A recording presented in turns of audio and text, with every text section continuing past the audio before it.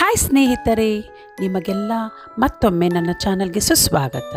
ಈ ದಿನ ನಾನು ನಿಮಗೆ ಗೋಬಿ ಪರಾಟ ಪಂಜಾಬಿ ರೋಟಿ ಹೇಗೆ ಮಾಡೋದು ಅಂತ ತಿಳಿಸ್ಕೊಡ್ತೀನಿ. ನಾನಿಲ್ಲಿ ನನ್ನ ಕೆಲಸ ಸುಲಭವಾಗಲಿ ಅಂತ ಅಂದ್ಬಿಟ್ಟು ನಾನಿಲ್ಲಿ ಹ್ಯಾಂಡ್ ಚಾಪರ್ ಯೂಸ್ ಮಾಡ್ತಾ ಇದ್ದೇನೆ. ಮೊದಲನೇದಾಗಿ ನಾನಿಲ್ಲಿ 2 ಹಸಿಮೆಣಸಿನಕಾಯಿ ತೆಗೆದುಕೊಂಡಿದ್ದೇನೆ. ನೋಡಿ, ಇಷ್ಟು ಸಣ್ಣದಾಗಿ ಬೇಕಾದ್ರೆ ಹಚ್ಕೋಬೋದು. ಈಗ ಒಂದು ಬೌಲ್ನಲ್ಲಿ ಹಾಕ್ತಾ ಇದ್ದೀನಿ. ಈಗ ನಂತರ ನಮಗೇನು ಬೇಕು ಅಂತ ನೋಡ್ತಾ ಹೋಗೋಣ. ನಂತರ ಮೇನ್ ಕೋರ್ಸ್ ಇಲ್ಲಿ ಬೇಕಾಗಿರೋದು ಗೋಬಿ. ಈ ಗೋಬಿನ ಆಲ್ರೆಡಿ ನಾನು ಬಿಡಿಸ್ಕೊಂಡು ವಾಶ್ ಮಾಡಿ ತೆಗೆದಿಟ್ಕೊಂಡಿದ್ದೀನಿ. ಈ ಥರ ಪೀಸಸ್ ಮಾಡಿಕೊಂಡು ನಾವು ಚಾಪರಲ್ಲಿ ಹಾಕ್ತಾ ಹೋಗ್ತೀನಿ. ನೋಡಿ, ಆ ಥರ ಗಟ್ಟಿ ಭಾಗನ ನಾವು ಸೇರಿಸೋದು ಬೇಡ. ಈ ಥರ ಎಲ್ಲ ಹಾಕಿಬಿಟ್ಟು ನೋಡಿ, ಈ ಥರ ಜಸ್ಟ್ ಒಂದು 10ರಿಂದ 12 ಸಲ ಎಳೆದಾಗ ಫುಲ್ ಎಷ್ಟು ಸಣ್ಣದಾಗಿ ಚಾಪ್ ಆಗುತ್ತೆ ಅಂದರೆ ನೋಡ್ಬೋದು. ಎಷ್ಟು ಸುಲಭ. ಅದೇ ನಾವು ಗ್ರೇಟರ್ ತೊಗೊಂಡು ತುರಿಯೋದು ಬಹಳ ಕಷ್ಟ. ನೋಡಿ, ಆಲ್ರೆಡಿ 2 ಟ್ರಿಪ್ ಮಾಡ್ಕೊಂಡಿದ್ದೇನೆ. ಒಂದು ಫುಲ್ ಗೋಬಿ ತೊಗೊಂಡಿದ್ದೀನಿ, ಮೀಡಿಯಮ್ ಸೈಜ್ ಗೋಬಿ. ಈಗೆಲ್ಲ ಇದನ್ನು ಏನು ಮಾಡೋದು ಅಂತ ನಂತರ ನೋಡೋಣ. ಈಗ ನೆಕ್ಸ್ಟ್ ನಮಗೆ ಬೇಕಾಗಿರೋದು ಆನಿಯನ್, ಈರುಳ್ಳಿ. ಇದು ನಿಮಗೆ ಆಪ್ಷನ್, ಬೇಕಾದರೆ ಹಾಕೋಬೋದು, ಇಲ್ಲ ಬಿಡ್ಬೋದು. ಈಗ ನಾನಿಲ್ಲೇ ಆನಿಯನ್ ಯೂಸ್ ಮಾಡ್ತೇನೆ. ಕೆಲವರು ಆನಿಯನ್ ಈರುಳ್ಳಿ ಹಾಕೋದ್ರಿಂದ ನೀರು ಬಿಟ್ಕೊಳ್ಳುತ್ತೆ ಅಂತಾರೆ, ಬಟ್ ಆದರೂ ನಮಗೆ ಈರುಳ್ಳಿ ಸೇರಿದಾಗ ರುಚಿ ಆದ ಕಾರಣ ನಾನು ಇಲ್ಲಿ ಈರುಳ್ಳಿ ಯೂಸ್ ಮಾಡ್ತಾ ಇದ್ದೇನೆ. ಇದನ್ನು ಅಷ್ಟೇ ಸಣ್ಣಕ್ಕೆ ನಾವು ಚಾಪ್ ಮಾಡಿ ಇಟ್ಕೊಳ್ಳೋಣ. ನೋಡಿ, ಇಷ್ಟು ಸಣ್ಣಕ್ಕೆ ಇರಬೇಕು ನೋಡಿ ಈ ಥರ. ಯಾಕಂದರೆ ನಾವು ಚಪಾತಿನ ಲಟ್ಟಿಸಿದಾಗ ಏನಾಗುತ್ತೆ, ಈರುಳ್ಳಿ ಸ್ವಲ್ಪ ದಪ್ಪನೇ ಪೀಸಿದ್ದಾಗ ಅದು ಹರಿದೋಗೋ ಸಾಧ್ಯತೆ ಇದೆ. ನೋಡಿ, ಸಣ್ಣಗೆ ಚಾಪ್ ಮಾಡಾಯಿತು. ನಾವೇನು ತರಕಾರಿಗಳು ಯೂಸ್ ಅದಕ್ಕೆ ಹಾಕ್ತಾ ಇದ್ದೀನಿ. ನೋಡಿ, ಈ ಥರ ಎಲ್ಲ ಒಂದು ಬೌಲಲ್ಲಿ ಮಿಕ್ಸ್ ಮಾಡ್ತಾ ಹೋಗ್ತಾ ಇದ್ದೀನಿ. ನೋಡಿ, ಬಟ್ ಎಲ್ಲದಕ್ಕೂ ಸಣ್ಣದಾಗೆ ಹಚ್ಚಿದ್ರೆ ಭಾಳ ಒಳ್ಳೆಯದು. ಈಗೆಲ್ಲ ಮಿಕ್ಸ್ ಮಾಡೋಣ. ಇದೆಲ್ಲ ರೆಡಿ ಮಾಡಿ ಇಟ್ಕೊಂಡಿರೋಣ. ಈಗ ನೆಕ್ಸ್ಟ್ ನಾವು ಒಂದು ಪ್ಯಾನ್ ತಗೊಂಡು ಅದಕ್ಕೆ 1ರಿಂದ 2 ಚಮಚ ಎಣ್ಣೆ ಸೇರಿಸೋಣ.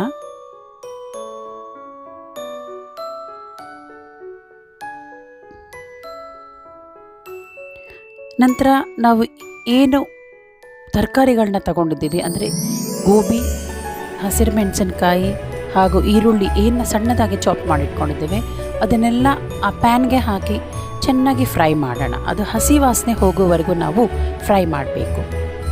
ನೋಡಿ, ಈ ಥರ ನಿಧಾನವಾಗಿ ಹಸಿ ವಾಸನೆ ಹೋಗೋವರೆಗೂ ನಾವು ಫ್ರೈ ಮಾಡಿದಾಗ ನಮಗೆ ರೊಟ್ಟಿ ಮಾಡುವಾಗ ಅದು ತಿನ್ನುವಾಗ ಹಸಿ ವಾಸನೆ ಬರಲ್ಲ. ಈಗ ನಾನು ಉಪ್ಪು ಸೇರಿಸ್ತಾ ಇದ್ದೀನಿ. ಉಪ್ಪು ಸೇರಿಸಿದಾಗ ಏನಾಗುತ್ತೆ, ಸ್ವಲ್ಪ ನೀರು ಬಿಟ್ಕೊಂಡಾಗುತ್ತೆ. ಮತ್ತಷ್ಟು ಜಾಸ್ತಿ ಫ್ರೈ ಮಾಡ್ತಾ ಹೋಗೋಣ.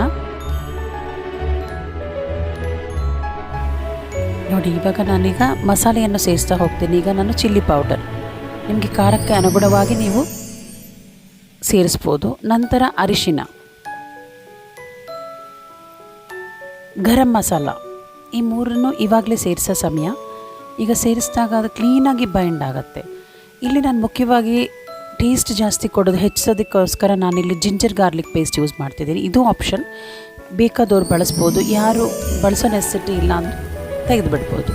ಈಗ ನೋಡಿ, ಎಲ್ಲ ಫ್ರೈ ಮಾಡಾಯಿತು. ಇಲ್ಲಾಂದ್ರೆ ನಾನಿಲ್ಲಿ 5ರಿಂದ 8 ನಿಮಿಷದವರೆಗೂ ಈ ಥರ ಫ್ರೈ ಮಾಡಿ ಹಸಿ ವಾಸನೆ ಎಲ್ಲ ಹೋಗಿ ಮತ್ತು ಆ ಗೋಬಿಗೆ ಮಸಾಲೆ ಎಲ್ಲ ಕ್ಲೀನಾಗಿ ಬೈಂಡ್ ಆಗೋವರೆಗೂ ನಾನು ಫ್ರೈ ಮಾಡಿ ಬೇಯಿಸ್ಕೊಂಡಿದ್ದೇನೆ.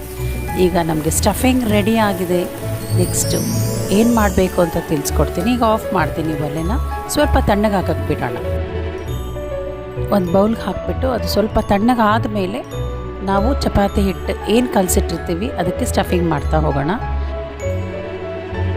ಆಲ್ರೆಡಿ ನಾನಿಲ್ಲಿ ಚಪಾತಿ ಹಿಟ್ಟು ಕಲಸಿಟ್ಟಿದ್ದೀನಿ. 2 ಕಪ್ಪು ಗೋಧಿ ಹಿಟ್ಟಿಗೆ ಒಂದು ಅರ್ಧ ಚಮಚ ಉಪ್ಪು ಹಾಗೂ 1 ಚಮಚ ಎಣ್ಣೆ ಸೇರಿಸಿ, ಮತ್ತು ನಮಗೆ ಎಷ್ಟು ಸಾಫ್ಟ್ನೆಸ್ ಬೇಕು ಅಷ್ಟು ನೀರು ಸೇರಿಸಿ ನಾನೇ ಆಲ್ರೆಡಿ ಚಪಾತಿ ಹಿಟ್ಟು ಕಲಸಿಟ್ಟಿದ್ದೇನೆ.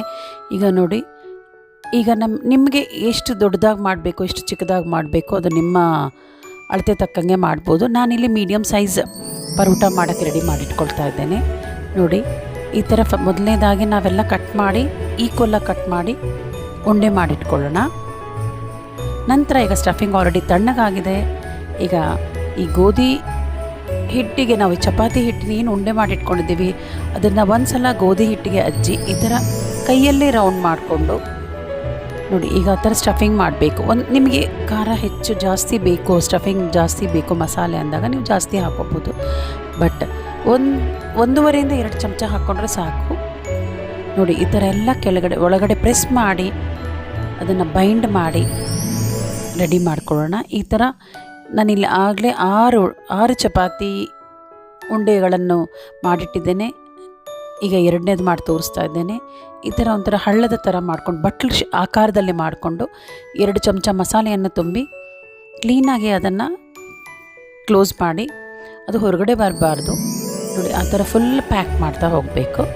ಇಲ್ಲೆಲ್ಲ ಆಲ್ರೆಡಿ ರೆಡಿ ಮಾಡಿಟ್ಕೊಂಡಿದ್ದೇನೆ. ಇವಾಗ ಆಲ್ರೆಡಿ 6 ಪೀಸಸ್ ರೆಡಿ ಆಗಿದೆ. ಇವಾಗ ಗೋಧಿ ಹಿಟ್ಟಲ್ಲಿ ಅದ್ದಿ ನಾವು ನಿಧಾನವಾಗಿ, ತುಂಬ ರಫಾಗಿ ಮಾಡಿದಾಗ ಏನಾಗುತ್ತೆ, ಒಳಗಿರೋ ಸ್ಟಫಿಂಗ್ ಎಲ್ಲ ಹೊರಗಡೆ ಬರೋ ಸಾಧ್ಯತೆ ಇದೆ. ನೀವು ಅಬ್ಸರ್ವ್ ಮಾಡ್ಬೋದು, ಮೇಲಿಂದ ಕೆಳಗೆ ಮಾಡಬಾರ್ದು. ಕೆಳಗಡೆಯಿಂದ ಮೇಲ್ ಮಾಡಿದಾಗ ಸ್ಟಫಿಂಗ್ ಏನಾಗುತ್ತೆ, ಕಾರ್ನರಿಂದ ಮಧ್ಯಕ್ಕೆ ಮಾತ್ರ ಫಿಲ್ಲಿಂಗ್ ಸ್ಪ್ರೆಡ್ ಆಗ್ತಾ ಹೋಗುತ್ತೆ. ನಂತರ ಸೈಡಲ್ಲೆಲ್ಲ ನಾವು ನಿಧಾನವಾಗಿ ಲಟ್ಟಿಸ್ತಾ ಹೋಗಬೇಕು. ಸ್ವಲ್ಪನೇ ಹಿಟ್ಟು ಹಾಕ್ಕೊಂಡು ಲಟ್ಟಿಸ್ತಾ ಹೋಗೋಣ. ನೋಡಿ ಇಷ್ಟು ಸರಾಗವಾಗುತ್ತೆ. ನೋಡಿ ಯಾವ ಸೈಜ್ ಬೇಕಾರ ಮಾಡ್ಬೋದು. ಇಲ್ಲಿ ನಾನು ಮೀಡಿಯಮ್ ಸೈಜ್ ಮಾಡ್ತಾ ಇದ್ದೇನೆ.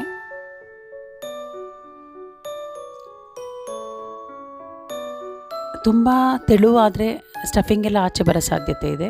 ನೋಡಿ ಇಷ್ಟು 1 to 2 ಸೆಂಟಿಮೀಟ್ರ್ ಅಷ್ಟೇ ತೆಳು, ನಾಟ್ ಸೆಂಟಿಮೀಟರ್, ಅಷ್ಟು. ನೋಡಿ ಎರಡನೇದು ಅರದು ತೋರಿಸ್ತಾ ಇದ್ದೇನೆ.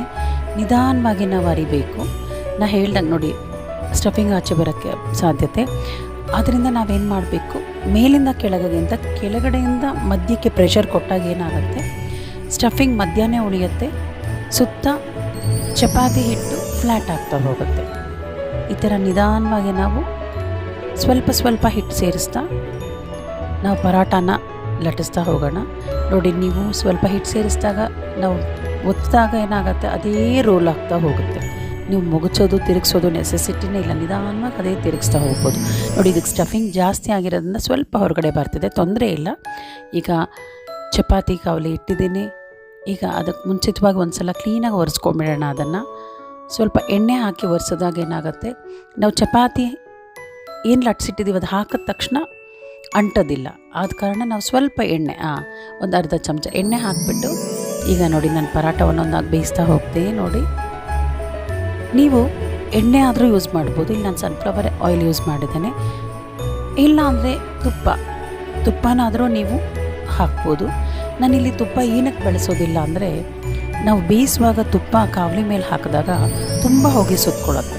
ಆದ ಕಾರಣ ನಾನು ಎಣ್ಣೆಯಲ್ಲಿ ಬೇಯಿಸಿ ನಂತರ ನಾವು ಸರ್ವ್ ಮಾಡುವಾಗ ಮೇಲ್ಗಡೆ ಸ್ವಲ್ಪ ತುಪ್ಪ, ಒಂದು ಅರ್ಧ ಚಮಚ ತುಪ್ಪ ಹಾಕಿ ಬಿಸಿ ಇದ್ದಂಗೆ ಒಂದು ಅರ್ಧ ಸ್ಪೂನ್ ಹಾಕಿ ಸ್ಪ್ರೆಡ್ ಮಾಡಿದಾಗ ಅದು ಒಳ್ಳೆ ಟೇಸ್ಟ್ ಕೊಡುತ್ತೆ. ನೋಡಿ ಎರಡನೇದು ಹಾಕ್ತಾಯಿದ್ದೀನಿ. ಈ ಥರ ಎಲ್ಲ ಪರಾಟಗಳನ್ನ ಬೇಯಿಸಿ ರೆಡಿ ಮಾಡಿ ಇಡ್ತಾಯಿದ್ದೀನಿ. ನೋಡಿ ಬಹಳ ಸುಲಭ, ನೀವು ಟ್ರೈ ಮಾಡ್ಬೋದು. ಎಷ್ಟು ಸುಲಭ ಅಂದರೆ, ನಾವು ಆಲೂ ಪರಾಟ, ಗೋಬಿ ಪರಾಟ, ಕಾಲಿಫ್ಲವರ್ ಪರಾಟ, ಸುಮಾರು ಪರಾಟಗಳಿದೆ. ಬಟ್ ಎಲ್ಲದಕ್ಕಿಂತ ಇದಂತೂ ಬಹಳ ಇಷ್ಟ ಆಯಿತು ನನಗೆ. ನೋಡ್ಬೋದು ಅದ್ರ ಒಳ ಪದರ ಹೇಗೆ ಬಂದಿದೆ ಅಂತ. ನೋಡಿ ಸ್ಟಫಿಂಗ್ ಎಷ್ಟು ಚೆನ್ನಾಗಿ ಕಾಣುತ್ತೆ. ನಿಮಗೆ ಇದಕ್ಕೇನು ನೆಂಚ್ಕೊಂಡು ತಿನ್ನೋ ನೆಸೆಸಿಟಿನೇ ಇಲ್ಲ. ಜಸ್ಟ್ ಮಕ್ಕಳಿಗಾದ್ರೆ ಸಾಸ್ ಹಚ್ಕೊಂಡು ತಿಂದರೆ ಸಾಕಷ್ಟೇ. ಇಲ್ಲ ಉಪ್ಪಿನಕಾಯಿ ಆಗಲಿ, ಸಾಸ್, ಮೊಸರು ಜೊತೆ ನೆಂಚ್ಕೊಂಡು ತಿಂದರೂ ಬಹಳ ರುಚಿಯಾಗಿರುತ್ತೆ. ನಿಮಗೆ ನನ್ನ ಈ ರೆಸಿಪಿ ಇಷ್ಟ ಆದಲ್ಲಿ ಲೈಕ್ ಮಾಡಿ, ಶೇರ್ ಮಾಡಿ, ಹಾಗೂ ಮರೆಯದೆ ಸಬ್ಸ್ಕ್ರೈಬ್ ಮಾಡ್ಕೊಳ್ಳಿ.